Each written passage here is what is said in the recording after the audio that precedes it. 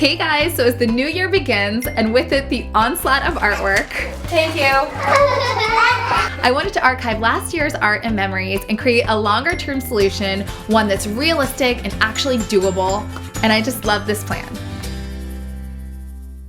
So first you'll need temporary storage. You might remember from my counter clutter episode, I have this super accessible drawer into which I just toss artwork right when my kids come home. If it's a worksheet or something I know I don't want to keep, that's what I call an ant magnet. I toss it, but otherwise I just don't like making that decision. I date the back and it's done. You can use a box or a bin, but this drawer ended up being the perfect size. There's a technique to this, push and open. And because I had to empty it, it forced me to pick the best. Here we go. So it was kind of surprising how much easier it was to evaluate this pile as a whole at the end of the year, selecting the highlights. I have to keep one because she made 1,000 of these. Hal Presley loved mermaids and castles and was obsessed with going to New York City. I think this is from the Home Alone 2 movie. Her pride in being a big sister. Look what your big sis made for you. Who was president? Good old B-Rock.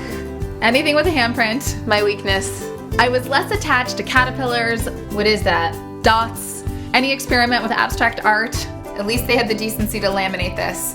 And I imagine this is gonna get harder as they get older with writing samples and report cards, but I'm gonna keep trying to remind myself that it's better to enjoy a few special things than have so much clutter you can't find anything. I don't even know what this is. Like, is this a crop top? In less than 30 minutes, I had about 25 pieces. I need these to put in the permanent archive.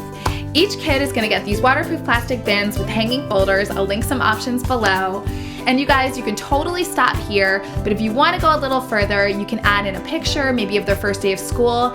And then I actually wanted to write things down as my memory was jogged going through the pile. Things like their best friends, fun memories, the big things they learned throughout the year. And so I created this form, I'll also link below, and I'm gonna pre-stuff the folders because I feel like there's a better chance I'll actually keep doing this. Increasing the odds. I ended up framing some of the pretty colored paintings for the playroom, giving a bunch to grandparents. Better late than never.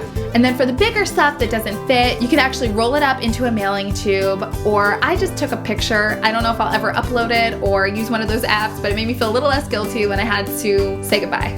Gotta really push it down, cover it up with some stuff. Speaking of which, definitely do this whole thing after the kids go to bed or when they're not home. Bored! Ready!